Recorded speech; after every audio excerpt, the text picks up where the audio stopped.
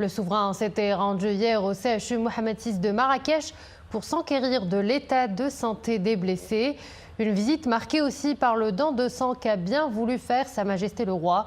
Un geste royal fort qui dévoile encore une fois l'humain en la personne du souverain. Boubkar Ngabret. La visite de Sa Majesté le Roi au CHU Mohamed VI de Marrakech traduit la haute sollicitude dont le souverain entoure les victimes du tremblement de terre d'El Haouz.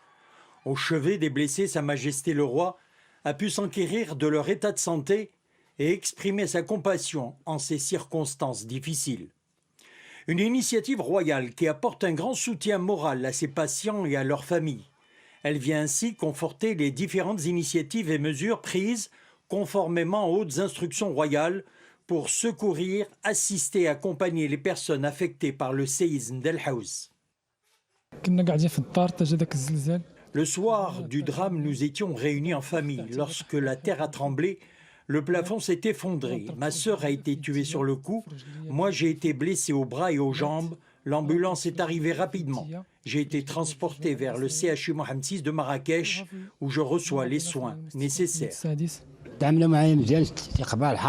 L'équipe médicale a pris soin de nous. J'ai subi une opération samedi. Vive Sa Majesté le Roi. La maison a beaucoup tremblé la nuit du séisme. J'ai eu la jambe fracturée. Je suis bien pris en charge au CHU. Grâce à Dieu, j'arrive aujourd'hui à bouger la jambe. Je remercie beaucoup Sa Majesté le Roi pour son soutien aux victimes. La visite du souverain au CHU Mohamed VI de Marrakech consacre la symbiose qui existe entre Sa Majesté le Roi et son peuple dans l'heure et le malheur. Ici, toutes les équipes médicales sont mobilisées pour apporter secours et soins nécessaires aux blessés. Le CHU Mohamed VI de Marrakech est aujourd'hui un acteur majeur et incontournable de l'offre de soins au niveau de la région de Marrakech. Juste après le séisme, le CHU Mohamed VI de Marrakech a commencé à recevoir les premiers blessés du tremblement de terre. Nous nous sommes mobilisés dès cet instant pour porter secours aux victimes. Nous avons réalisé plusieurs opérations chirurgicales. Nous travaillons sans relâche, jour et nuit. Autre geste fort émanant de Sa Majesté le Roi Mohamed VI, celui du don de sang qu'a bien voulu faire le souverain. Une initiative qui témoigne de la bienveillance royale et exprime l'entière solidarité de Sa Majesté le Roi avec son peuple. Justement, le centre hospitalier universitaire Mohamed VI de Marrakech est l'une des structures hospitalières en milieu urbain qui accueille et prend en charge un grand nombre de blessés du séisme d'El Haouz, principalement les cas les plus délicats. Plus de 121 interventions chirurgicales d'urgence y ont été réalisées, dont les 3 quarts ont été effectués durant les premières 24 heures. Regardez ce reportage signé Mohamed Touanina et Nisrina Ouzdar. Salle des urgences vitales, c'est ici où l'on traite les patients gravement atteints suite au séisme du 8 septembre. Traumatisme thoracique, traumatisme du bassin et des membres, amputation traumatique en état de choc ou alors carrément des polytraumatismes chez ceux qui sont restés pendant plusieurs heures sous la terre. Le jour du séisme, j'étais en train de dormir dans une pièce à proximité de mon fils, lorsque soudain, le plafond s'est effondré. Des pierres et des planches nous ont tombé dessus.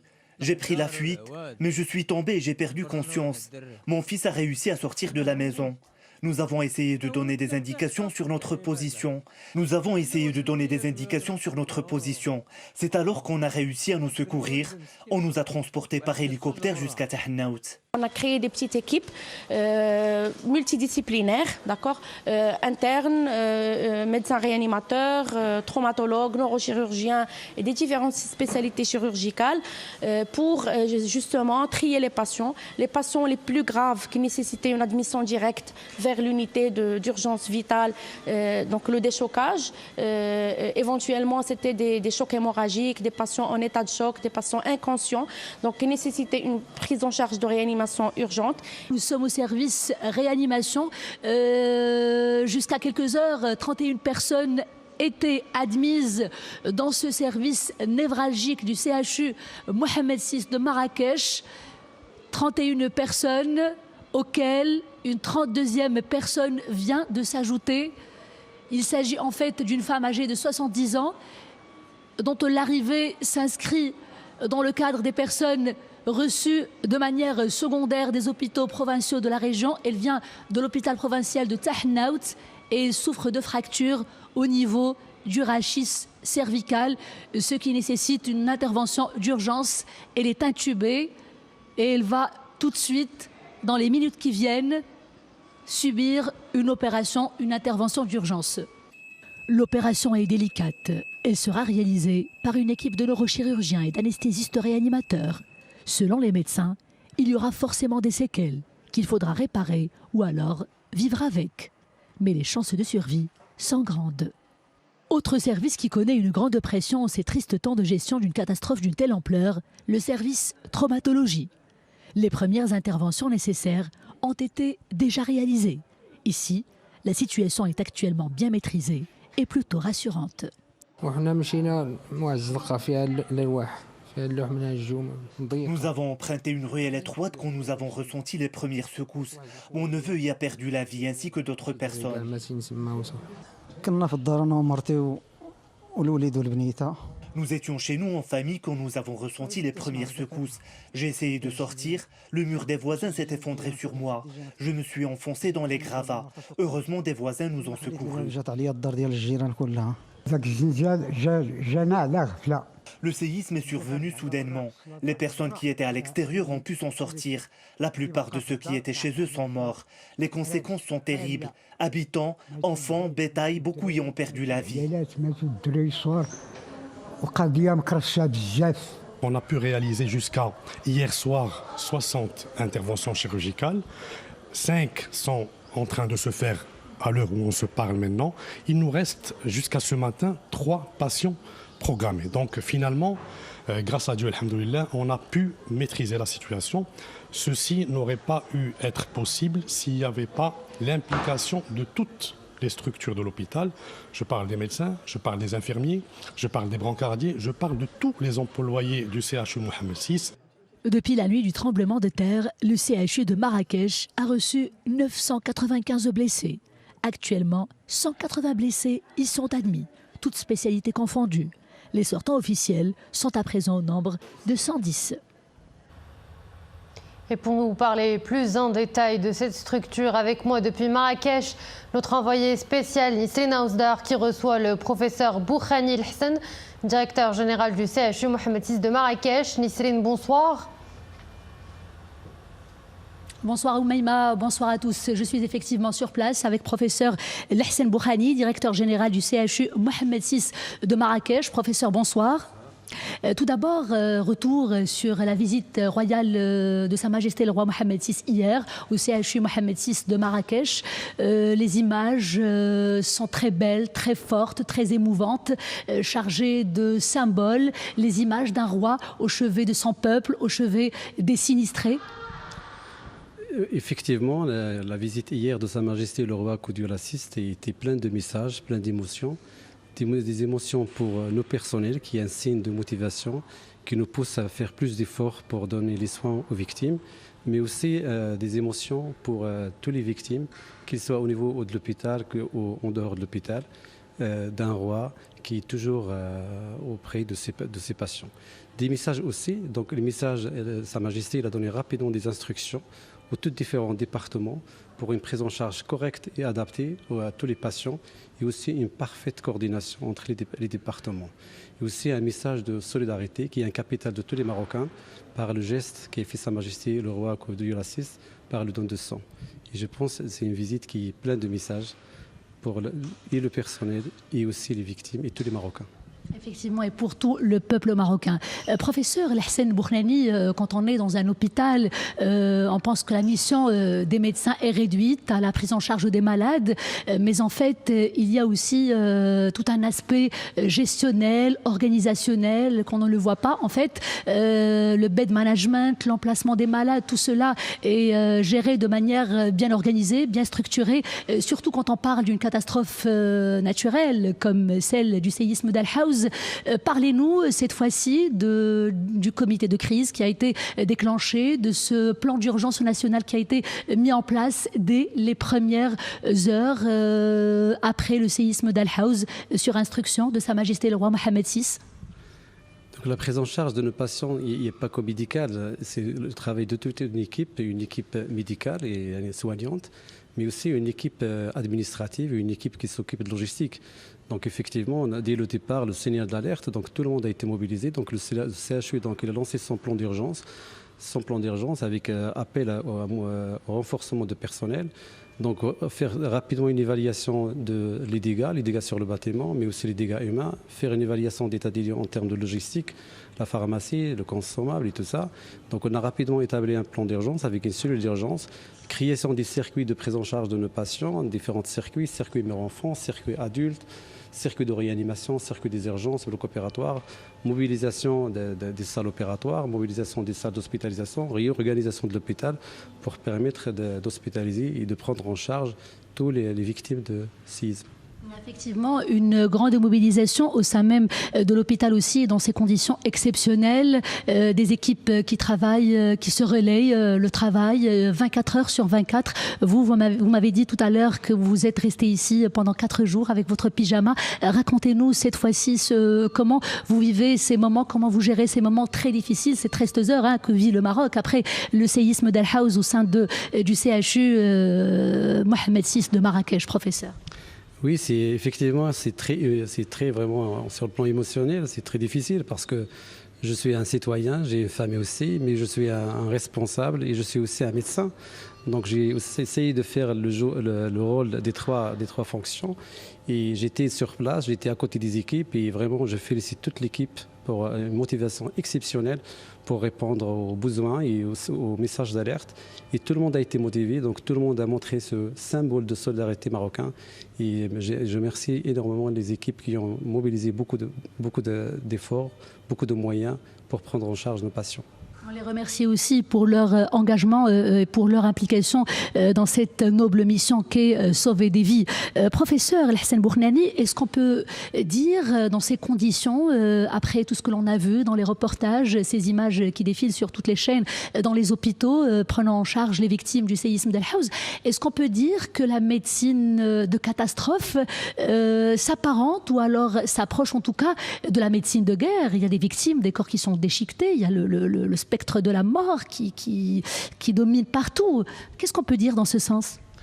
Personnellement, je peux dire que les deux médecine de guerre et médecine de catastrophe, dans des situations pareilles, c'est-à-dire des catastrophes naturelles, se rejoignent parce qu'en fin de compte, ils ont le même objectif, une situation imprévisible, beaucoup de dégâts, beaucoup de complications, et une parfaite coordination qui est exigée pour prendre en charge les patients. Donc personnellement, je peux dire que les deux, dans une situation pareille, on peut dire que c'est la même chose. Parce que peut-être les conséquences sont lourdes, violentes, d'abord sur le plan physique, mais aussi sur le plan psychologique. Il y a la santé mentale qui encaisse un coup très dur. Vous l'avez souligné, il y a l'aspect imprévisible. On mène une vie tranquille, paisible, et puis tout d'un coup, le quotidien il change, des destins sont brisés, des vies sont fauchées. Oui, effectivement, c'est-à-dire même sur le plan surtout la santé mentale pour les victimes, mais aussi pour les équipes soignantes. Et aussi à l'hôpital, on a mis carrément une cellule d'écoute pour les patients avec des numéros pour la partie pédopsychiatrie pour les enfants et adultes aussi pour la prise en charge psychologique. Et aussi une cellule d'écoute pour nos personnels qui sont aussi en situation de détresse psychologique. Bien, professeur Hassan Bournani, tout à l'heure, pendant la réalisation du reportage, on était à 180 blessés qui sont admis ici au CHU Mohammed VI de Marrakech. Quand je dis 180 blessés au total, ça veut dire toutes spécialités confondues, avec 32 personnes ici même au sein du service réanimation. Là, avant de commencer ce direct, on a actualisé les chiffres ensemble. On est actuellement à 185 victimes, ou alors blessés pour être exact, admis ici à l'hôpital Mohammed VI, CHU Mohammed VI de Marrakech. Et avec combien de personnes au sein du service réanimation? Le chiffre 185, il représente le nombre de personnes hospitalisées qui nécessitent une prise en charge, on peut dire modérée et lourde. Mais le nombre de passages au niveau des urgences est avoisine 1000, c'est presque 900 passages au niveau des urgences. Donc les patients qui ont bénéficié des soins d'urgence, ils ont quitté l'hôpital. Mais 180, donc une grande partie, donc, se sont hospitalisés dans les services, déjà opérés, presque tout le monde est opéré. Et on espère, Inch'Allah, dans les jours prochains, d'avoir les sorties de nos patients avec une évolution qui est favorable. En réanimation, donc on est à 32 patients en réanimation au total. Et le pronostic, on peut dire, la majorité de nos patients, le pronostic il est bon. Autre chiffre très important à souligner ou alors à rappeler, on l'a cité pendant le reportage, à 13h en tout cas, c'est un chiffre qui m'a été communiqué par professeur Belhsen, chargé des urgences ici même au CHU de Marrakech. Alors 110 personnes, un total de 110 personnes qui sont sorties, qui ont officiellement quitté l'hôpital. Est-ce qu'on peut s'attendre justement dans les heures qui viennent à d'autres sorties pour terminer avec de bonnes nouvelles ? Oui, effectivement, Inch'Allah, parce que même les patients qui sont opérés et traités, donc l'évolution de l'hospitalisation, ce sont des sorties, soit G3, G4, G5. Donc on espère avoir des sorties massives des patients et c'est un signe très positif. Merci beaucoup, professeur Lahsen Boukhnani. Je rappelle que vous êtes le directeur général du CHU Mohamed VI de Marrakech, où nous sommes actuellement à vous l'antenne, Oumaïma. Vous, Nisrine. Et je vous propose à présent de parler d'une autre structure hospitalière, les hôpitaux militaires de campagne, qui sont eux aussi partie prenante dans cette délicate opération de prise en charge des blessés. Déployés sur haute instruction de Sa Majesté le roi Mohamed VI, chef suprême et chef d'état-major général des forces armées royales, l'hôpital médico-chirurgical militaire d'Esny reçoit depuis des patients en situation critique et d'autres avec des blessures légères.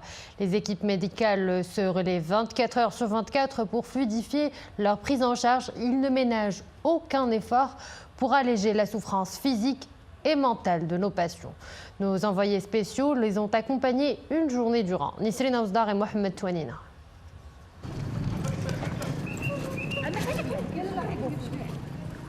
Khadija Ait Harbi a eu la chance de survivre, mais elle souffre le martyre. Des douleurs insoutenables au niveau du dos et un choc post-traumatique grave. Elle a accepté de partager avec nous sa peine avant de retrouver le médecin urgentiste.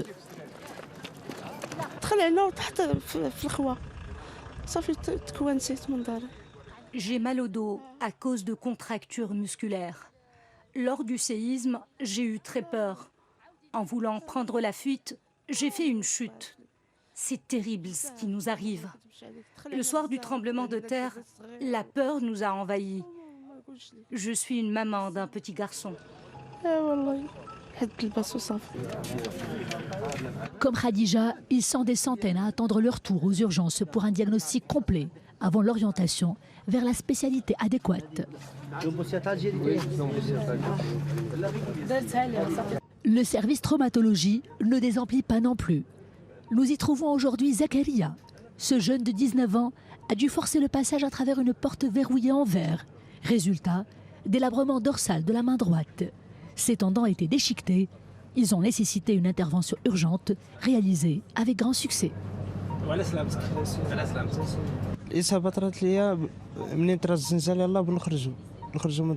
En voulant fuir au moment du tremblement de terre, la porte n'a pas voulu s'ouvrir. J'ai dû casser la vitre de ma main. À l'hôpital, l'équipe médicale est aux petits soins. Il avait un délabrement au niveau de la main droite avec une lésion tendineuse, une rupture des tendons des doigts. Et ça a nécessité obligatoirement une intervention chirurgicale. D'abord pour faire un parage des plaies, des lésions, et secondairement, il faut faire le rétablissement de la continuité des tendons. Alhamdoulilah, l'intervention, ça s'est passé dans de bonnes conditions. On a les moyens de faire ça pour ce genre de chirurgie. On voyait actuellement le patient, les suites, il était bien, bonne évolution. Le patient, bien entendu, pour les suites, il a besoin d'autres pansements, d'autres soins pour permettre la réussite de cette intervention pour la suite. Toutes les cellules sont sollicitées, notamment la cellule psychiatrie. En ce moment même, 3 enfants sont à l'intérieur avec le médecin-chef, entouré de ses confrères, mais également des assistantes sociales qui font un travail extraordinaire d'écoute justement de ces enfants qui ont vécu une nuit cauchemardesque. Et parmi les malades et les personnes qui vivent un choc post-traumatique avec des conséquences assez lourdes. Wafa, avec son enfant, Wafa qui nous vient de Douar al-Arab, relevant de la commune territoriale d'Azni, qui est située à quelques kilomètres de l'épicentre du séisme de la nuit du 8 septembre. Wafa qui est avec un bébé, qui fait des crises de larmes sans cesse. Elle est aussi accompagnée de sa mère atteinte de cancer. Et la famille n'en revient pas du choc de cette nuit cauchemardesque, je l'ai dit. Le choc, la panique, toujours, la crainte, la tristesse, le chagrin. Une famille dont la maison s'est effondrée complètement. Notre maison s'est entièrement effondrée suite au séisme. Nous étions réunis en famille ce soir-là. La porte de la maison s'est coincée. C'était impossible pour nous de sortir. Toutes les maisons ont été rasées. Des femmes et des enfants étaient terrorisés par la catastrophe. La femme de mon oncle est hospitalisée. Elle s'est fracturé la jambe. Mon fils est traumatisé.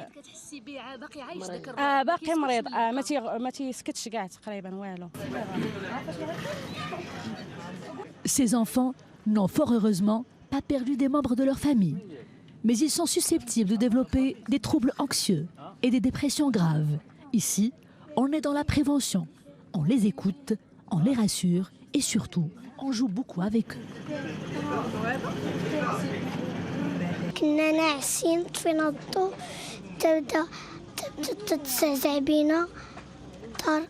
Nous étions en plein sommeil lorsque la terre a tremblé. Ma maman est venue me chercher et mon papa s'est précipité pour tenter d'ouvrir la porte de la maison. Ma grande sœur a tenté d'éclairer l'espace à l'aide de son portable. Et mon papa est allé porter secours aux autres membres de la famille qui habitaient à proximité de notre maison.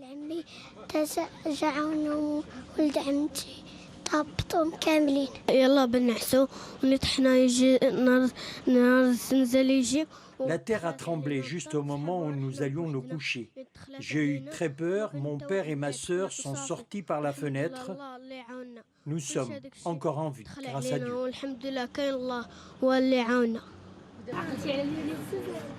Si Hanan et son frère Anwar parviennent à décrire cette sombre nuit, Maryam n'y arrive pas. Elle n'arrive pas à briser le silence. Derrière moi, des enfants qui sont pris en charge, qui sont écoutés avec beaucoup de bienveillance par les confrères du psychiatre docteur Adil Akanour, mais aussi par les assistantes sociales. Docteur, le psychiatre, le commandant Adil Akanour enchaîne les consultations en ce moment même. Nous avons vu plusieurs cas, des seniors, des jeunes, des moins jeunes, des enfants qui se sont confiés à lui, qui sont tout d'abord revenus sur cette nuit noire et ce drame, ces tragédies qu'ils ont vécues pendant la nuit du 8 septembre. Docteur Adil Akanour, est-ce que vous pouvez tout d'abord nous parler de ce travail extraordinaire? Ici, il y a une cellule d'écoute dans un premier temps, et une cellule de soutien pour apporter de l'aide aux gens un petit peu sinistrés, et bien sûr une partie un petit peu médicale, psychiatrique, où on prodigue des soins un petit peu, des soins. On arrive même à prescrire des médicaments pour les gens pour gérer leur anxiété, leurs troubles de sommeil et prévenir par la suite l'arrivée de symptômes plus avancés de cette catastrophe. Docteur, nous avons vu tout à l'heure des enfants qui sont voisins, qui n'ont pas perdu fort heureusement leurs parents, mais qui vivent un moment très difficile avec des crises de panique, avec des attaques de panique. Ces enfants, ils sont en train de jouer en ce moment même, de dessiner. Quelles sont les difficultés rencontrées quand vous prenez en charge ces enfants ?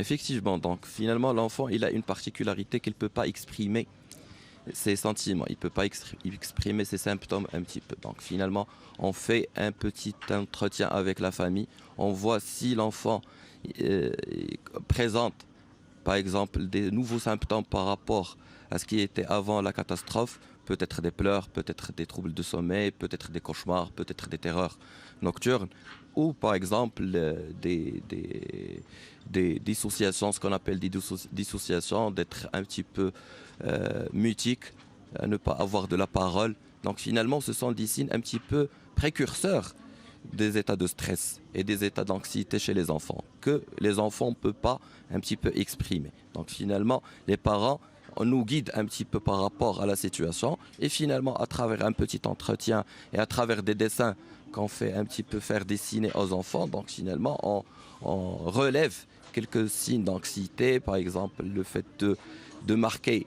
des traits un petit peu plus marqués sur les feuilles. Il y a des signes un petit peu qu'on repère. Donc finalement, ce sont des enfants qui sont pris en charge ici, donc avec des psychothérapies de soutien pour ces enfants. Le fait d'être avec d'autres enfants, de partager un petit peu leurs expériences, de leur expliquer c'est quoi un tremblement de terre. Donc, et finalement, être bien sûr à l'écoute et dans la prévention d'éventuelles apparitions, d'éventuels troubles dans la suite. Effectivement, parce qu'on n'est pas dans la psychiatrie pure et dure, on est dans la prévention de ce genre de troubles. Docteur, tout à l'heure, nous avons vu aussi une femme qui pleurait, qui avait en fait du mal à prononcer, à avoir des mots, à trouver ses mots et à raconter. Cette femme, elle a ému toutes les personnes ici présentes, notamment nos confrères journalistes venant du monde entier pour la couverture médiatique de des moments post-séisme d'Al Haouz. Cette femme, qu'est-ce qu'elle a exactement? Nous avons remarqué que vous avez fini par lui prescrire des médicaments. Donc c'est plus des tranquillisants un petit peu, parce que y a un fort risque de dépendance dans cette un petit peu période un petit peu aiguë. Donc finalement, on gère tout ce qu'on peut avec des psychothérapies de soutien. Si on est amené bien sûr dans des cas bien sûr plus avancés de prescrire des tranquillisants un petit peu, donc on le fait effectivement. Donc c'est une femme endeuillée bien sûr de ses enfants. La majorité bien sûr de la population ici, donc finalement qui vit un deuil par rapport à la perte peut-être d'une personne, par rapport à la perte de leur maison, par rapport à la perte de leur objet.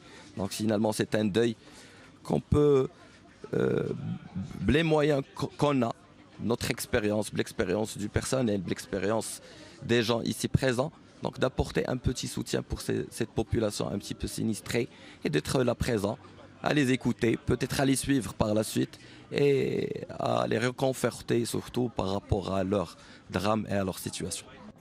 Des équipes médicales fortement dévouées et impliquées qui ne ménagent aucun effort pour soulager les plaies fraîches des patients. Dans ces circonstances tragiques, le soutien de la famille compte également beaucoup.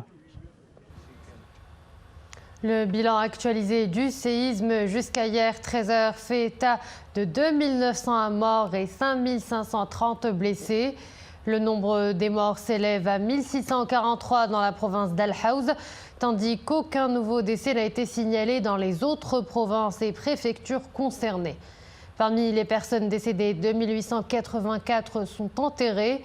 Les autorités publiques poursuivent leurs efforts pour secourir, évacuer et prendre en charge les blessés et débloquer les routes endommagées suite au séisme, tout en mobilisant l'ensemble des moyens nécessaires afin de gérer les répercussions de cette tragédie. Sur le terrain, dans les zones touchées par le séisme, la solidarité va bon train. Dans la commune d'Arbar, province d'Al Haouz, la Fondation Mohamed V pour la solidarité joue un rôle crucial dans la gestion des donations. Elle centralise la récolte des aides et se charge de leur acheminement et distribution aux populations sinistrées au niveau des contrées montagneuses, en plus de son rôle important dans la prise en charge médicale des blessés. Abdelghani Tahraoui, Zakaria Mouqin Billah avec Abdelilah El-Chab. Sur le tarmac de l'aéroport, une équipe de la Fondation Mohamed V pour la solidarité fixe les derniers préparatifs avant le départ.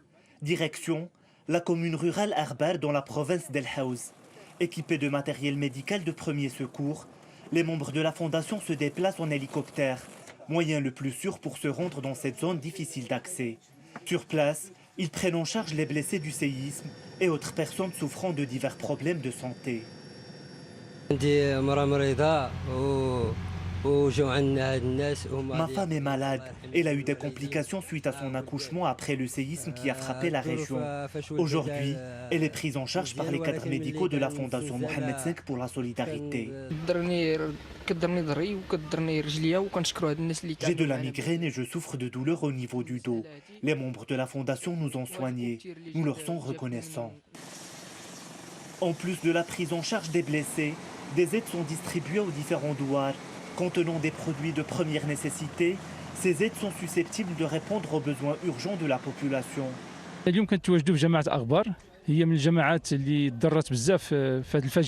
La commune rurale Arbar est très affectée par le séisme.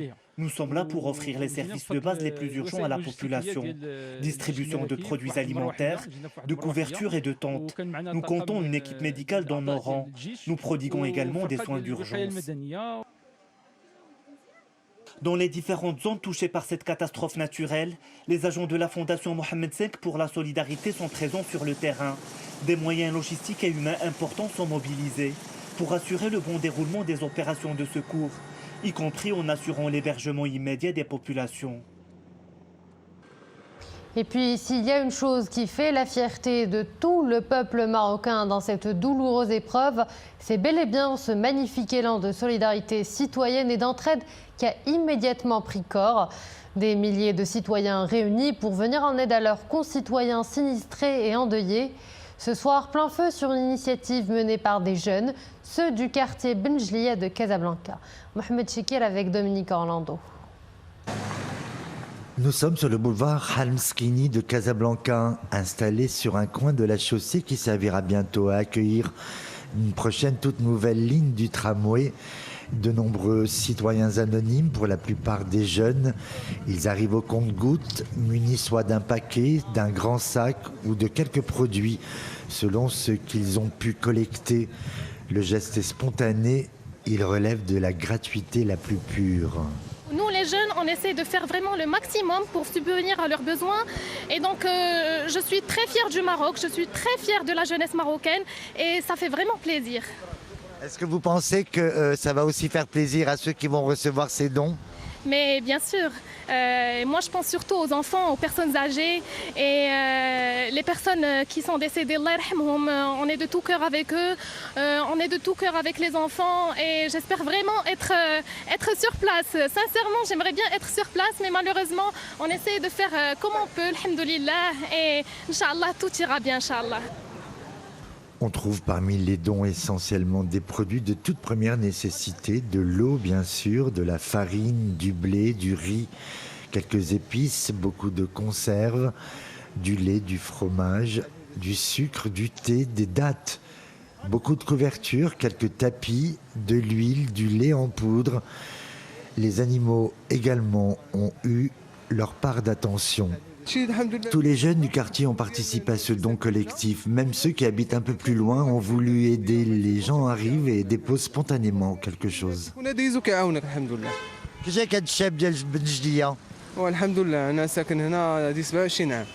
J'habite ce quartier depuis 27 ans. Je suis très ému par l'élan de solidarité manifesté par tous ces jeunes que je connais bien. C'est juste formidable.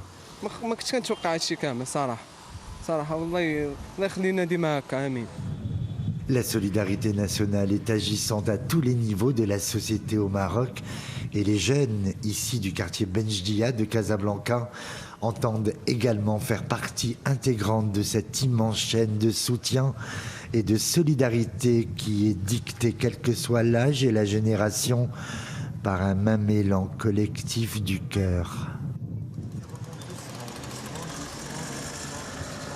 De l'extrême nord à l'extrême sud du pays, l'élan de solidarité est le même. Comme vous le voyez sur ces images qui nous viennent de l'Aïoun, au cœur des provinces du sud, spontanément, les habitants de la région s'activent pour acheminer leurs aides vers leurs frères sinistrés. D'énormes convois de camions se sont formés au niveau des routes direction les contrées montagneuses d'El Haouz. Autant dire qu'une seconde marche verte est lancée. Le cœur de tous les Marocains de Tanger Al Gouira bat au rythme de la générosité citoyenne.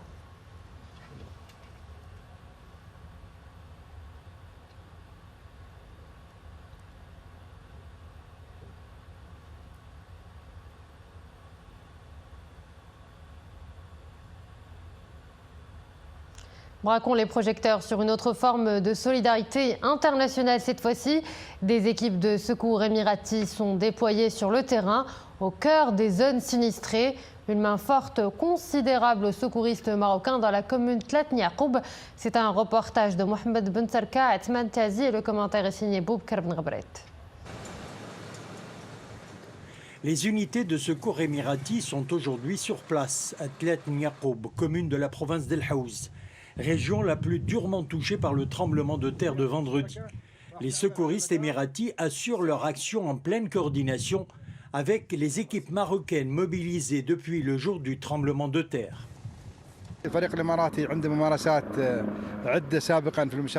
Nous sommes une équipe composée de 120 secouristes. Notre intervention se fait à l'aide de 22 chiens sauveteurs spécialisés dans la recherche de personnes sous les décombres. Nous déployons aussi d'énormes moyens logistiques pour mener à bien notre action de solidarité. Nos équipes travaillent 24 heures sur 24. À bord de leurs véhicules, les équipes de secours émiratis se dirigent vers les zones sinistrées avec comme priorité retrouver des survivants. L'espoir étant toujours permis.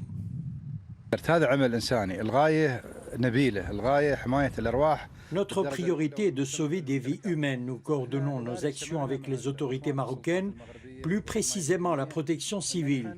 Il faut vite réagir pour tenter de retrouver des survivants. C'est le but que nous nous sommes fixés pour la commune d'Iril, l'épicentre du séisme. Là, nous sommes à Tlat Niaqoub, où nous avons encore l'espoir de retrouver des survivants. Face à cette dure épreuve, des équipes de recherche et de secours également d'Espagne, du Royaume-Uni et du Qatar sont aussi déployées aux côtés des équipes de secours marocaines pour contribuer aux efforts d'assistance menés dans les zones frappées de plein fouet par le séisme.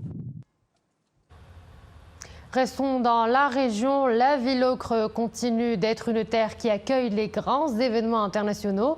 Un signal fort qui démontre la volonté du royaume à continuer sa marche de développement et de prospérité. En témoigne cette conférence internationale qui s'est tenue hier à Marrakech. Elle porte sur le rôle des institutions supérieures de contrôle dans le renforcement de la reddition des comptes, la transparence, l'intégrité publique et la bonne gouvernance. Une manifestation organisée par le ministère de l'économie et des finances en partenariat avec la Cour des comptes. Nisrine El Hamdaoui, Amina Ellam avec moi, Mohamed Hassan Mskour. Au tout début de cet événement, les participants ont récité la Fatiha pour le repos de l'âme des victimes du tremblement de terre d'El Haouz. C'est une conférence internationale à laquelle ont pris part un parterre de responsables gouvernementaux, de présidents d'instances constitutionnelles et d'experts marocains et étrangers. Elle s'inscrit dans le cadre des préparatifs des assemblées annuelles du groupe de la Banque mondiale et du Fonds monétaire international qui se tiendront à Marrakech du 9 au 15 octobre. Son thème majeur, le rôle des institutions supérieures de contrôle dans la promotion de la reddition des comptes, de la transparence, de l'intégrité publique et de la bonne gouvernance. يحرص المجلس الأعلى للمملكة المغربية طبقا لتوجهاته الاستراتيجية. La Cour des comptes, dans le cadre de ses orientations stratégiques, tient à une contribution qualitative à la protection des principes de transparence, de la reddition des comptes et de la bonne gouvernance.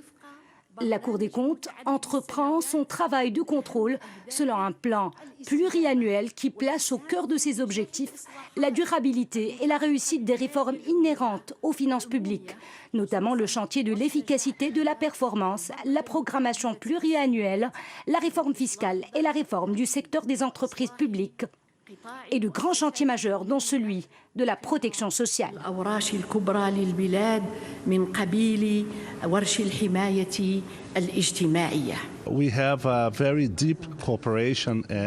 Des partenariats stratégiques et profonds nous lient avec le Maroc. Aujourd'hui, le Royaume et le Brésil ont une vision commune. Ce qui est important pour nous, c'est de discuter d'un ensemble de dossiers et sujets avec nos partenaires internationaux, notamment le FMI et la Banque mondiale. Nous avons une très longue expérience dans ce domaine. Because we have a long history of work together. De grands efforts ont été déployés par le Maroc en matière de promotion de l'intégrité publique, de la bonne gouvernance et de la reddition des comptes. Cette conférence est un thème très important et aussi important dans ces moments de crise avec cette tragédie. Parce que il y a la nécessité d'appliquer bien les ressources. Il y a plusieurs principes qui sont très importants pour assurer cette bonne application. C'est le principe de la transparence. Ça veut dire que les citoyens doivent savoir la situation exacte et vraie situation des ressources publiques. Cette conférence d'importance a été initiée conjointement par le ministère de l'Économie et des Finances et la Cour des comptes. Et voilà, nous arrivons à la fin de cette édition. Merci à vous de l'avoir suivi. L'information se poursuit tout de suite sur Al Oula.